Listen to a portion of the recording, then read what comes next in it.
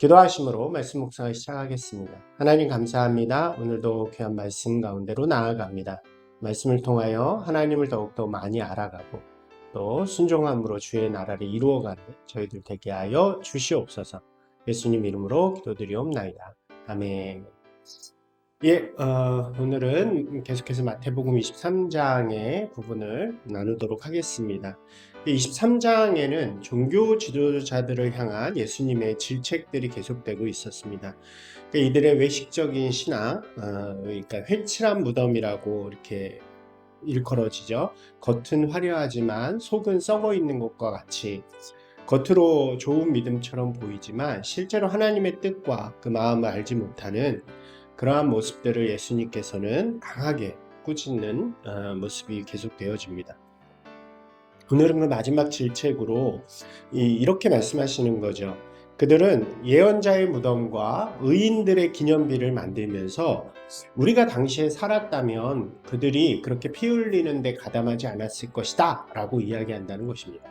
그래서 이제 왕정시대 그 옛날 과거의 역사 속에서 많은 예언자와 선지자들이 무고하게 순교를 당하는 그런 상황들을 염두에 두면서 자신들이 그 당시에 있었다면 그것을 막고 그들의 편이 되어 주었을 것이라는 자신들의 의의를 드러내는 말이라고 할 수 있는 것이죠.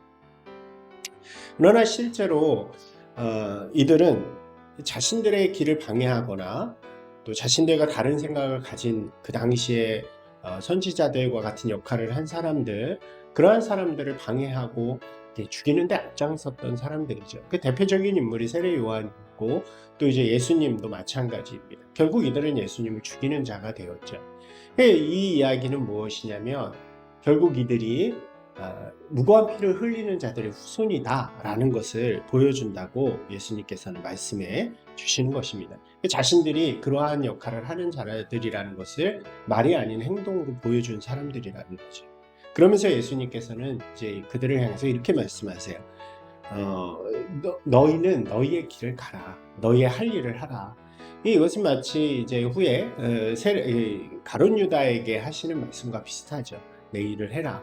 하나님께서 예수님께 맡기신 그 구원의 사역을 위해서 이제 이들 역시 예수님을 죽이는 일을 감당하게 된다는 것을 잘 보여주게 되는 것입니다. 그렇다고 해서 이들의 행위가 용납되었다는 것은 아니고요. 그들은 결국 자신들이 행한 대로, 자신들이 말한 대로, 자신들의 삶의 모습대로 심판을 받게 될 것이라고 분명하게 이야기하십니다. 예언자와 의인이 박해 속에서 죽임을 당한 것처럼 그리고 예수님께서 죽음을 당하시는 것처럼 이들에게 역시 마찬가지로 이들도 후에 그들을 박해하고 또 죽이는 자들에 의해서 도망다니게 될 것이라는 것을 분명하게 전해주시게 되는 것입니다. 과거로부터 이어진 피, 이 순교자들의 피가 이제 그들에게 복수하는 거죠. 보복이 되어진다고 이야기하는 것입니다. 이게 실제로 이제 후에 로마에 의해서 이들 역시 유대인들 역시 많은 어려움을 겪게 되는 것도 이러한 모습이라고 할 수 있습니다. 이러한 예수님의 말씀은 이제 예루살렘으로 확장이 되어집니다. 그러니까 우리가 이 말씀 속에서 유대 종교 지도자들에 대한 이야기들 뿐만 아니라 이것은 넓게 보면 유대인들에 대한 이야기고요. 또 그것을 이제 상징적으로 보면 그것이 바로 예루살렘 성전이라고 할 수 있습니다. 그렇기 때문에 그들의 신앙을 대표하는 이 예루살렘이 예수님께서는 그 예루살렘에 악한 일들을 되새기면서 그들 역시 이러한 고통 가운데 빠지게 될 것이고 또 24장에 이어서는 그 예루살렘 성전이 결국은 무너지게 될 것이라는 것을 말씀해 주시는 것입니다. 예수님께서는 이제 자신의 마지막 길을 준비하시면서 이 마태복음에는 좀 그것이 집중되어져 있는데 유대인들, 특별히 종교 지도자들을 향한 강한 질책들이 있는 거예요. 결국 그들은 하나님의 부르심을 먼저 받은 자들이었지만 하나님의 마음을 그들 삶 가운데 되새기지 못했고 그것을 위해서 오신 예수님까지 구원을 위해 오신 예수님까지 죽이는 그러한 일들을 하게 되는 거죠. 예수님께서는 그 죽음의 길을 통해서 온 인류를 향한 구원의 역사를 이루시기 위해 오셨고 또 그 길을 가시게 된 것입니다. 그 과정 가운데서 이제 어, 이 유대인들을 향해서 유대 종교 지도자들을 향해서 강한 질책과 함께 그들이 다시 돌아올 길도 열어주시게 되는 거죠. 너희들이 그 날에 다시 한번 회복하게 될 것이다. 회개하면 하나님께서 그들을 다시 받아주실 것이다. 라고 말씀하시는 것입니다. 예수님의 십자가는 결국 교만함으로 가득한 예루살렘을 무너뜨리었고 하나님의 구원의 역사가 그들이 맡고 있던 가난한 자들 또 연약한 자들, 병든 자들, 죄 지은 자들, 자격 없는 자들에게 전해지는 귀한 은혜의 역사가 되었다고 할 수 있는 것입니다.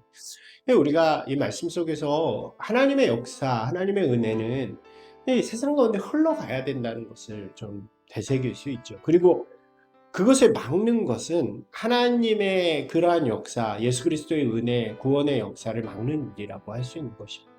때로는 종교가 또 우리 기독교인들이 먼저 믿은 사람들이 그 은혜를 독점하고자 할 때가 많은 거죠. 그러나 중요한 것은 그 은혜는 흘러가야 하고 그것을 막는 것은 반드시 무너지게 되어 있다는 것입니다. 오늘 이 말씀 속에서 다시 한번 우리의 모습이 과연 은혜를 흘려보내는 은혜의 통로로 살아가고 있는가, 아니면 혹시 세상 가운데 그 은혜가 흘러가는 것을 막고 나 혼자 누리려고 하는 교만 가운데 있지 않은가를 돌아보는, 또 우리 마음속에 다시 되새기는 귀한 시간이 되기를 소망합니다. 오늘도 주님 앞에 기도함으로 결단함으로 나아가시기를 바랍니다.